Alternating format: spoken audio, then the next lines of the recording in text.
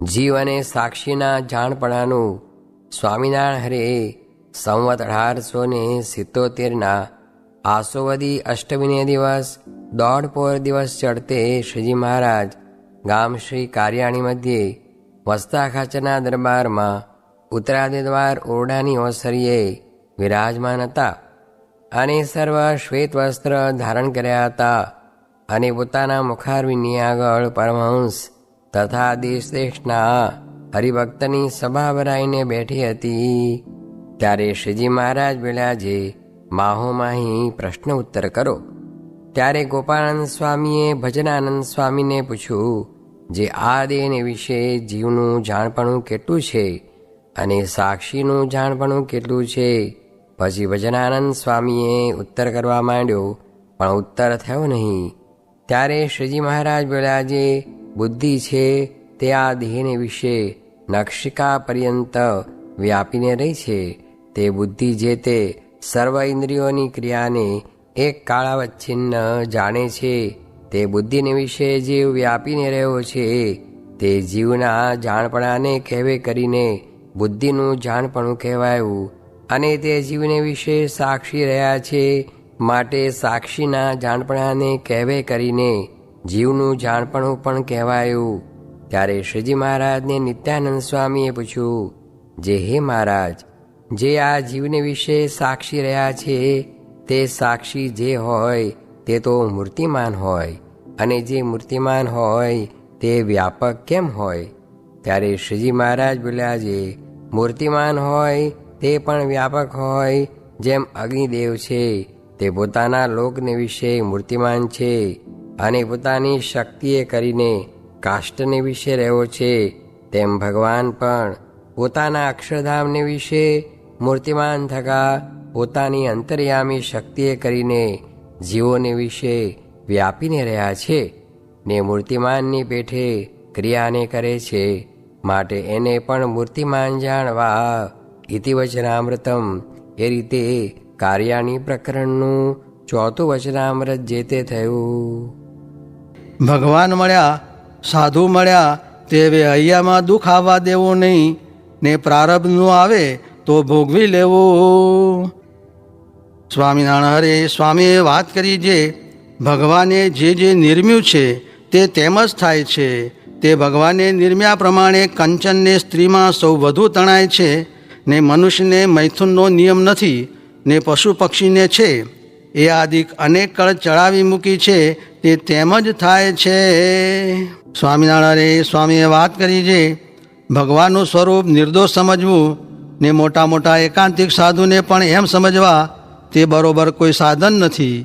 તે વચનામૃતમાં કહ્યું છે એમ 4 શાસ્ત્રે કરીને સમજવું, તથા સ્વરૂપ નિર્ણયમાં કહ્યું છે એમ સર્વ પ્રકારે નિર્બાધપણે ને નિર્દોષપણે સમજવું। તે આત્યંતિક પ્રલય જે જ્ઞાન પ્રલય કરવાનો છે ત્યાં સુધી સમજવાનું છે। તે જેને આત્યંતિક પ્રલય થયો હોય તે સાથે જોડાય ત્યારે તેથી થાય।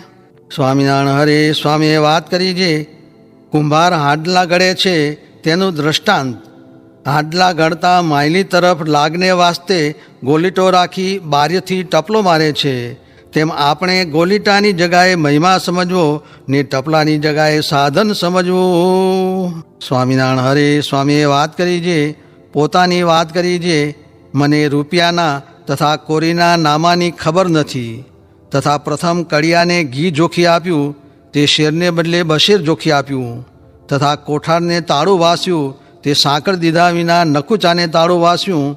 એમ અમને કોઈ વાતની વ્યવહારની ખબર નહોતી, એમ મનુષ્ય ચરિત્રની વાત કરી। સ્વામિનારાયણ હરે સ્વામીએ વાત કરી, છે કોઈ વાતની અંતરમાં ચિંતા થાય તો ભગવાનને માથે નાખી દેવું, એનામાં અનંત કળાઓ છે, તે ઉપર બળી તથા વૃંદાને છળ્યાની વાત કરી। સ્વામિનારાયણ હરે સ્વામીએ વાત કરી, છે લાખો માણસને સત્સંગ કરાવે ને પોતે નરકમાં જાય એમ કહ્યું, કેમ? જે જીવનું કલ્યાણ કર્યું તે તો ભગવાને કર્યું। જેમ શાહુકારનો ગુમાસ્તો હુંડી લખે તે સ્વીકારાય તેમ। હરે સ્વામીએ વાત કરી, છે આ ભગવાન તો જેમ કિયા કીડી કરી મેળાપ ભેળો થાવા ભારે ભેદ છે રે, કિયાં પૂર્ણ પુરુષોત્તમ આપ, કિયાં જીવ જેને બહુ કેદ છે રે. એવા મળ્યા છે માટે 100 વાતનું ગમતું મૂકીને આજ્ઞા પ્રમાણે વર્તવું. 100 માથા જાતા રે સોગા છોગાડા, એક શિર કે વાસ્તે ક્યું ડરત હૈ ગમાર. હવે તો ખરેખરું મંડવું, સતી નહીં કુત્તી કહાવે.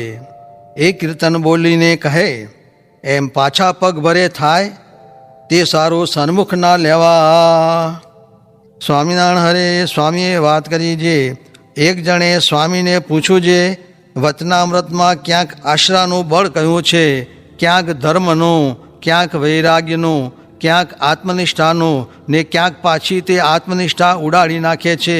એવા કંઈક ઠેકાણે અનંત સાધન કયા છે, તેમાં એકને વિશે સર્વે આવી જાય ને ઉત્તમ મોક્ષ થાય એવું એક કહો. એટલે સ્વામી કહે છે, ઉપાસના હોય ને ઉત્તમ નિર્વિકલ્પ નિશ્ચય હોય તો બધા આવે. વળી પૂછું છે, ઉપાસના છે એમ કેમ જણાય? એટલે કહે, ત્રિભુવન વિભવ હેતવેપ્ય કુંઠ. એ શ્લોક પ્રમાણે તો વિષયની કોરનું હોય. એવા 3 શ્લોક બીજા બોલ્યા ને કહ્યું છે, એ પ્રમાણે રહે એવા ગુણ હોય તેને ઉપાસના છે એમ જાણવું. સ્વામિનારાયણ હરે સ્વામીએ વાત કરી છે. ગામ વાંઢિયામાં પરોક્ષ અવતારના ઉપાસક દેવજી ભક્ત હતા. તેને ઘેર શ્રીજી મહારાજ પધાર્યા. ત્યારે તે ભક્તે પૂછ્યું છે, હે મહારાજ, તમે કેના સંત છો? ત્યારે શ્રીજી મહારાજ બોલ્યા છે, અમે તો સ્વામિનારાયણના પરમહંસ છીએ. પછી તે ભક્ત શ્રીજી મહારાજને પગે લાગીને બેઠા. પછી તેને પોતાની દ્રષ્ટિ માત્રે કરીને સમાધિ કરાવીને અક્ષરધામને વિશે અનંત મુક્ત, અનંત અવતાર ને અનંત ઐશ્વર્ય તેણે સહિત પોતાની મૂર્તિનું દર્શન કરાવતા હવા ને પોતાની મૂર્તિને વિશે લીન કરાવીને પોતાનો સર્વોપરી નિશ્ચય કરાવતા હવા. મૂળજી બ્રહ્મચારીએ પૂછ્યું છે, હે મહારાજ, આ ભક્તે શું પુણ્ય કર્યા હશે જે અનંત કોટી બ્રહ્માંડના પતિ એવા જે તમે સાક્ષાત દયા કરીને તેને ઘેર પધાર્યા ને મોટા યોગીને પણ દુર્લભ એવી જે અક્ષરધામની સમાધિ તે દયા કરીને આ ભક્તને કરાવી. ત્યારે શ્રીજી મહારાજ બોલ્યા છે, આ ભક્ત તો 100 જન્મથી નિષ્કામી વર્તમાન દ્રઢ રાખીને ભગવાનને પામવાને અર્થે દાખલો કરતો હતો. ત્યારે અમે એને ઘેર પધાર્યા છીએ. પછી તે ભક્તને શ્રીજી મહારાજ પોતાની દ્રષ્ટિ માત્રે કરીને જગાડતા હવા. પછી તે ભક્તે કહ્યું છે, હે મહારાજ, તમે તો અનંત કોટી બ્રહ્માંડના આધાર જે અક્ષર તેના પતિ છો ને સર્વ અવતારના અવતારી ને સર્વ કારણના કારણ સાક્ષાત પુરુષોત્તમ નારાયણ છો. તે દયા કરીને મારે ઘેર પધાર્યા છો. માટે હે મહારાજ, તમારા સ્વરૂપના નિશ્ચયમાં ખામી રહે નહીં એવું કૃપા કરીને કહો. પછી શ્રીજી મહારાજ બોલ્યા છે, અમે તો આ બ્રહ્માંડને વિશે આવ્યા નથી ને આવશું પણ નહીં. માટે આ જે તમને નિશ્ચય થયો છે તે ફરવા દેવો નહીં. એવી રીતે શ્રીજી મહારાજે દેવજી ભક્તને પોતાનું દિવ્ય ઐશ્વર્ય દયા કરીને દેખાડ્યું.